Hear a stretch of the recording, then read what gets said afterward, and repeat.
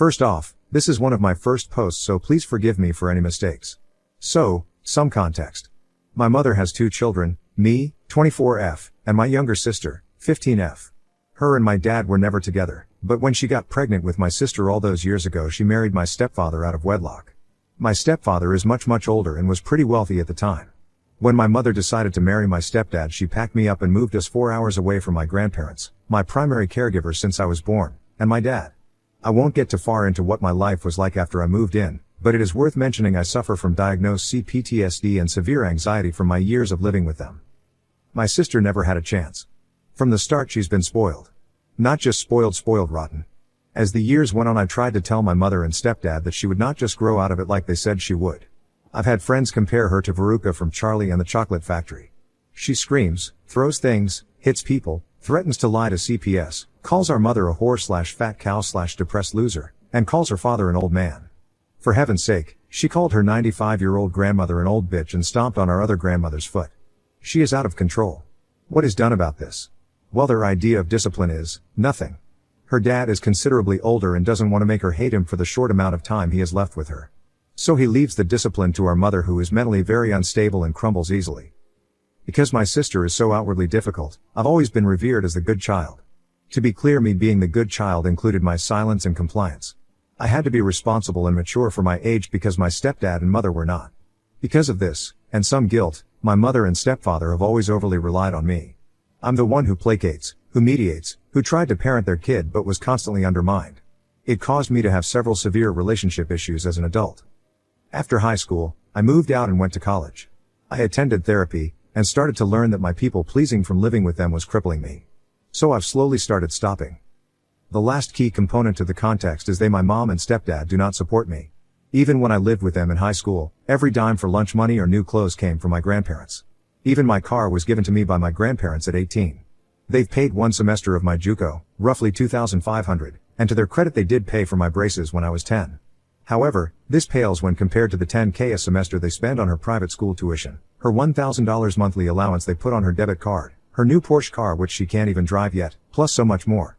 My mother even asked me to give up my birthday last year to attend my sister's cheer nationals in Florida, which I did to be a good sister, but there was no such thing for me when I was in high school. For the record, I understand most of this money as my wealthy stepdad. I am not delusional to the fact that I am not his kid and therefore shouldn't expect support from him. However, they expect me to support them. Now I'm at a head. I've always relented and gone to my mother's house on Christmas Eve to wake up and open gifts Christmas morning because it's important to her, but I don't believe I'm there because she wants me to be, but mostly so I can mediate. My sister always makes a spectacle of Christmas Eve. Last year our mother put $4,000 worth of gifts under the tree for her and me both, and my sister was not happy with a single gift that she asked for. I'm talking screaming, throwing gifts in the trash, biting, scratching. All at 14 years old. Christmas Day has always ended in screaming and tears. I hate Christmas because of this. This year, I wanted to spend it with my grandparents and see my dad over the holiday. This was not taken well. I get told by my grandmother that I'm the only thing keeping my mom sane. It was implied a good kid would want to spend time with her family and sister on Christmas, and I told her that my younger sister has gotten so much more than me, money, opportunities, support, etc., and she gets to be horrible to our mother and get rewarded for it. Why should I be a good kid if I'm not getting anything in return? Why should I spend a holiday with family that makes it horrible over my grandparents who are actually supporting me? My grandma said that this was a horrible thing to say. She begged me not to say this to my mother and to just put up with it. This is not how my grandparents raised me to be or think, but it's not so much about the money as it is just the blatant usage of me. Some part of my feels greedy and spoiled for being upset over the difference in support, but somehow it still just feels so wrong to keep giving in to them. What is keeping me at bay is that my grandparents have never steered me wrong, but I sometimes wonder if what was done to me gets forgotten about because my mother is mentally ill and does suffer, and my sister is like this because it's all she's ever known. I can't help but feel like I can't relent on this one though, that my boundaries are being trampled. So, Ida, for wanting to say this to my mother? If yes, what else do I do? Thank you in advance for reading. Comments where Op has replied. Intrepid_potential 60 you want to be paid to go to her house for Christmas? Look. Go be happy. But that is just not a good move, essentially losing all class and character and blackmailing for your attendance. Just don't go. NTA for not wanting to go, but you would be if you paid that pay me card. Oop, I'm not asking for monetary gain. I'm asking them to stop using me as their support, financial, emotional, etc., when they haven't shown me any since I moved in with them at 10 years old. It's always been this big deal of, well, you came out of it a better person and they can't help it, and you're out of it now, but I'm still suffering from the damage they caused. My sister suffers. My grandparents suffer. They suffer. But instead of owning up to anything, they'd all rather pretend to have another happy Christmas. I'm ready to bring everything to a head, but then comes the hard truth: I can't be the golden child with nothing in return but misery. Eat up nip, which grandma is this? Why doesn't she support you being independent, form you mother and trauma? You won't have them forever, why don't they want you to spend the time with them who love you than with your spoiled sister? Oop, these are my maternal grandparents, although my grandpa is not my blood grandpa and not my mom's biological dad. Her dad denounced her on his deathbed. My mother has always had this jealousy when it comes to my grandparents, my grandma in particular. When under the influence, she's told me several times, I'm sorry I wasn't the mother you needed, or I'm your mom, not her. My grandmother, I think, parents from guilt a lot for my mom, because she's mentally ill and was an addict. We all sympathize with my mom and her situation of not being stable and stuck in a marriage we don't think she'd ever choose to be in now. However, I for some reason get the brunt of bearing the emotional load. My grandma does try to lessen it, but my mom wants me because having me around lessens her guilt, I believe. Thes 514. I get that another part of the problem is that your grandparents are asking you to do this to support your mother, their daughter, I'm guessing. It might be worth explaining that you need a break or you're going to snap and you don't want to add more drama to an already fraught situation. Frame it as a temporary break to your grandparents, just to get some breathing space until your mother's current family unit finds a new balance. That will probably end up being never, but at least it gives you time. And if they insist, suggest that they go and support your mother while you spend Christmas with your dad, if they want her load eased so much. They don't want to deal with your sister either, so that should help them understand what they're asking you. Oop, yes, this is a big part of the problem. My grandparents have done so much for me that they shouldn't have had to do because I'm not their child, yet they did. I will forever be indebted to them, and if they ask anything of me, I agree without hesitation. So what this situation really boils down to is that if I'm not there, the drama and emotional burden falls on my grandmother. She's elderly, sickly, and I just can't let them happen without some sort of plan. Update 1, January 30th, 2024. I took a lot of advice from my original post. Just felt like I should update things on here and get some advice in turn. Christmas went unexpectedly well, but not for the reasons one would think. I ended up not saying anything harsh to my mother. I stayed with my grandparents as long as I could, then made the 3-hour drive up to mother and stepdad. My stepdad's family has always been so kind and treated me like family, so I enjoyed going over there and spending time with them. My mother and stepdad left the get-together early on Christmas Eve. Come to find out, my sister had opened all of her gifts earlier that day before I got there. When she realized she didn't get everything she wanted, she took a couple of my presents and threw them in the pool. Luckily, I asked for a lot of cat toys for my cats, and those are the things she threw in, and they were fine after they dried. I spent the night with my mother and stepdad while my sister stayed with her aunt and cousins, and I opened my presents peacefully on Christmas morning before heading to see my dad. All things considered, it was a nice holiday compared to the others we've had. What comes after is unfortunately not an improvement. It seems like my sister's behavior is on a steady decline. For some context, last year my sister messaged me with a picture of her with a fat lip saying our mom hurt her. I was so angry, I called her aunt to pick her up and told her she was not allowed to go back, and if they had a problem I would call the cops. When talking to my mother, she had a severe black eye where my sister had attacked her. I didn't care who started it, I just thought it should never have had to escalate to that. She spent the summer with her aunt, CPS investigated and found no abuse in the home. Both my mom and sister went to therapy. My sister wanted to go back to her parents before school started. Now, presently, my sister has learned that she can abuse our mom and get away with it. I have gotten 3 phone calls where I've seen my mom with black eyes, scratches, or marks from my sister. I've witnessed her snatch a wig off my mother's head and ripped her hair out. My mother lacks confidence because her husband insults her on the daily, and my sister will destroy anything that could bring her confidence. I've witnessed her pour Starbucks into my mom's makeup bag, cut her wig, etc. She's thrown glass mugs at my mother too. The last phone call I got from my mother was her with another black eye, and she said that my stepdad tried to spank my sister but she just rolled her eyes. Apparently he took her phone away too, but only for 2 hours. My stepdad does not stand up for my mother, and she has no power and no money to enforce over my sister's head. My sister says they can't do anything either, or she'll call CPS on them. When my mother called me this last time, I basically just shrugged and told her I didn't know what else to tell her. Send her to boot camp, a mission trip, turn off her phone, something. But it's all things I've said before. I've toyed with the idea of getting the law involved, but how seriously do they take child-to-parent abuse? Wibta if I did that? Any advice is appreciated, and thanks for reading my vent post. Edit, going no contact is almost impossible. I owe my entire life to my grandparents, and if I go no contact with my mom/stepdad, the burden falls onto my grandmother, who I'm sure my mom would hound to get to me. I am taking steps to go low contact, though. Edit 2, Just found out my sister's aunt, my stepdad's sister, was told about the abuse from my mom. My aunt would like to hold a meeting and intervention with the whole family, me and the parents included. I will not be part of the disciplining process, but I absolutely will be giving my 2 cents on everything. Come to find out it's my aunt paying for my sister's very expensive school, and she's now threatening to pull her from that school if she does not agree to a 6-week anger management outpatient thing. My sister is incredibly snobby and has said before she'd rather die than go to public school. She also loves her cheerleading team. I will keep updating. Comments where Op has replied. Sirali NTA, but get your mom to put up hidden nanny cams in her house so the next time your half-sister hurts her, it's on camera. And when half-sister pulls the CPS bullshit again, your mom will have footage in case she does call them. She can also take the footage to the police and press charges. Maybe juvenile detention or jail will teach the spoiled brat she can't just get away with everything. Oop, I've been telling my mom to record her, at least what she says in voice memos, but my sister gets my mom in such a tizzy she forgets to do it in the moment. I have a couple of recordings, but just of her being insanely bratty and mouthy. Nothing legally incriminating sadly. A secret might do the trick if I can convince my mom to put it up. Psychbrick 3, it sounds like your mother is desperate for your help. Maybe even a way out, even if that only means a roof and 4 walls.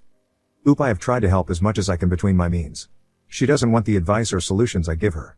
She doesn't want to bring up the problem to anybody or do anything drastic, which I realize is also a pattern of abuse, but there isn't anything else I can do. I called CPS before and they found no abuse. If I called the cops they'd all pretend like everything was fine. Penguin in a jacket, this is really just a sad situation. The only way I can really see to fix this is to have your mother and stepdad divorced, to just sever the tie of your awful stepsister. Or send her to a camp, but it's very unlikely. The way you're feeling is very real, your burnout of trying to put out fire on someone else's house. Unfortunate but not your problem. Your mother's getting beaten by a child and your stepdad wants a brat to like him before he dies. If you can't step away from the situation, at least protect yourself emotionally. And understand that really Therese, nothing you specifically can do to fix other people's lives. Oop, through therapy I've begun the process of peeling away emotionally. I will always have sympathy and compassion for my family, for anyone, but I've realized there's nothing more I can do. I've come to terms with the fact I might have to always keep this part of my family at arm's length to truly be able to breathe. These are the final steps to keeping it that way until they change something. The sad part is my mom had made changes by leaps and bounds. She's quit alcohol, quit abusing her pills, gone to psychotherapy and gotten her bipolar under control and stuck to it, etc. She is so much more controlled, and my sister and stepfather bring out the worst in her still, for their benefit. Avalinkate, if you're in the States, many states have elder abuse laws. It sounds like stepdad qualifies. Not sure about mom. In FL, it's a felony. Oop, if I got them involved my stepdad and mom would play dumb and deny everything. They're too embarrassed to bring shame upon themselves from what they've raised, sadly. Now on to the next story. Story 2. Found out my wife cheated on me with a friend of mine, now her life is a mess, as my kids informed me. I, 35 male, was married to my ex-wife 35, for 10 years. The two of us got married straight out of high school. People warned us against it, telling us it was way too soon and we should just wait. Finish college first, start a career, and then see where we were at was what they wanted us to do. Me being a fool in love meant that I didn't care what any of them had to say. We had been dating since sophomore year of high school, so I thought I knew everything and found my forever person. My wife at the time seemed to be on the same page. So, we got married and went to the same college. The two of us lived in married coupled housing, which was helpful for us. Even though we were busy with college, I felt that our marriage was at its strongest in college. After we graduated, we got our apartment and jobs in our chosen fields. Things from there still seemed great. Slowly we were building our future. The people who had been against us in the beginning and warned us against marriage were wrong. They had since come to support us. Her family was like my second family, so after marrying her I did gain a lot more family members. It was about a year and a half before our 10th anniversary when I noticed something was going on with my wife. She was more distant and didn't want me to ever touch her. I attributed it to me working a lot lately and just being very busy. I decided to make it up to her by planning a romantic night. She ended up not coming home that night and used the excuse that she was staying with a friend. Like I said, I had no reason not to believe or trust her, so I assumed she was telling the truth. The closer we got to our 10th anniversary, the more it continued. My wife was even more indifferent to me than ever and was hardly home. It was at this point I realized the chances of her having an affair was high, so I used one of those Apple AirTags. I was ashamed to use it, but I had to find out. Instead of going to a friend's house like she said, she was across town in the opposite direction. I drove there and waited for her to come out.